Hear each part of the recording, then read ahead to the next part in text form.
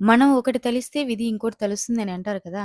మన లైఫ్ మన చేతుల్లోనే ఉంది అని అనుకుంటాం మనం. కానీ ఒక్కోసారి కాలం మనతో ఎలా ఆడుకుంటుందో ఈ సినిమా చూస్తే అర్థమవుతుంది. ఈరోజు మనం మాట్లాడుకోబోయేది కన్నడలో సెన్సేషన్ క్రియేట్ చేసిన 'దియా' సినిమా గురించి. ఈ కథ దియా అనే ఒక అమ్మాయితో మొదలవుతుంది. తను చాలా సైలెంట్‌గా తన ప్రపంచంలో తాను ఉండే ఒక అమ్మాయి. తను రోహిత్ అనే ఒక అబ్బాయిని ప్రేమిస్తుంది. కానీ ఆ విషయం చెప్పడానికి ఆమెకి 3 ఏళ్ళు పడుతుంది. వాళ్ళిద్దరూ కలిసారు. కానీ లైఫ్ అంతా అతనితోనే హ్యాపీ జీవితం అని అనుకుంటుంది.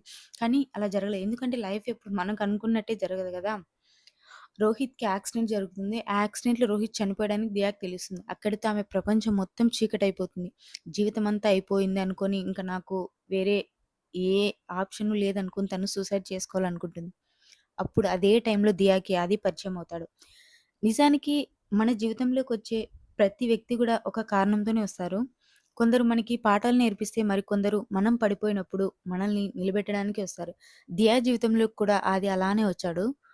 ఒకసారి మనకి బాగా కావాల్సిన వాళ్ళు మన నుంచి దూరం అవ్వడం ఎంత నిజమో, మనకు తెలియని వాళ్ళు, వాళ్ళే మన ప్రాణంగా వాళ్ళు లేకుండా మనం బ్రతకలేమేమో అనేంతలా మారడం కూడా అంతే నిజం. కాలం ఎప్పుడూ గాయాల్ని మానుపుతుందంటారు గదా! కానీ ఆ గాయాల్ని మాన్పేది కాలం ఒక్కటే కాదు. ఆ కాలంతో మనకి తోడుగా నిలిచే ఇలాంటి వ్యక్తులే అని ఈ 'ఆది' క్యారెక్టర్ మనకు చెప్తుంది ఈ సినిమాలో. ఆది, దియా మధ్య ప్రేమ చిగురిస్తున్న సమయంలోనే చనిపోయాడు అని అనుకున్న మొదటి ప్రేమికుడు రోహిత్ కోమా నుంచి కోలుకొని తిరిగి వస్తాడు. ఇప్పుడు దియా పరిస్థితి ఏంటి? ఒకవేళ మీరే గనుక దియా ప్లేస్‌లో ఉంటే ఏం జేస్తారు? ఎందుకంటే గతంలో ఇష్టపడిన వ్యక్తిని ఎంచుకోవాలా? లేక ఇప్పుడు వర్తమానంలో తనని ఎంతగానో మార్చిన వ్యక్తిని ఇష్టపడాలా అని? మీ అభిప్రాయాన్ని కామెంట్‌లో చెప్పండి.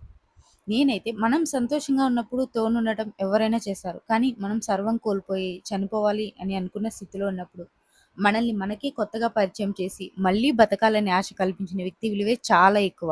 దియా గూడా అదే చేస్తుంది. రోహిత్ ఒక గతం. ఆ గతాన్ని దియా ఎప్పుడో వదిలేసి తన మనసులో ఆ జ్ఞాపకాలను ఎప్పుడో తుడిచేసింది. ఇప్పుడు ఆది తన జీవితంలో ఒక భాగం అయిపోయాడు.